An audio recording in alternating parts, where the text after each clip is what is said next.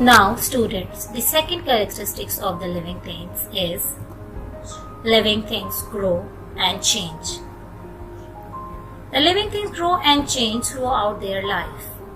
Like as shown in the picture, the baby grown up into an adult. And in the next picture, the egg transformed into the chick. And after the few months, it will develop into the adult hen. How do the plants developed? Like as shown in the picture, when we sow the seeds into the soil, so after the few days, the seeds will grow up into the seedlings. And after that, these seedlings grown up into a big tree. But plants need sunlight, water, and soil to grow. These are the fill in the blanks related to this slide. The baby grown into an, what will be the answer? Yes, adult. A chick grown into a hen. A seedling grown into a tree.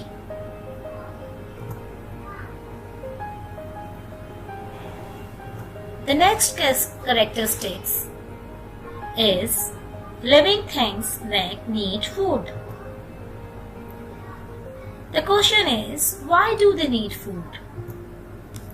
The living things need food to grow, to get energy, to do work.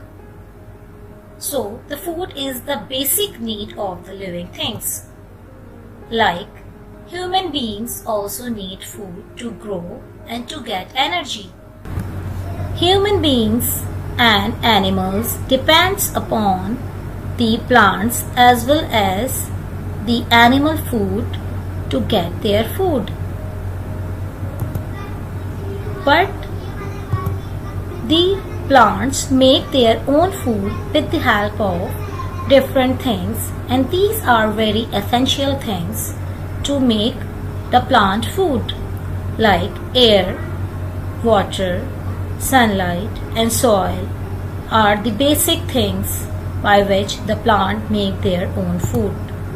As shown in the picture, this is the plant and it needs the sunlight and the green pigment that present in the leaves and the carbon dioxide that is also needed by the plants that plant get from the air. So all these things must be necessary for the process of making food for the plants. These are the some questions. Why do the living things need food? How do the plants make their own food? These are two questions related to the topic living things need food, and you will write the answers of these questions in your copy. The fourth characteristics of the living things is the living things can breathe. The living things need air to stay alive. The different living things breathe through their different ways. Like this is the picture in which the all living things need air to breathe. But how do they breathe? This picture is of human being, in which the human beings breathe with the help of their nose.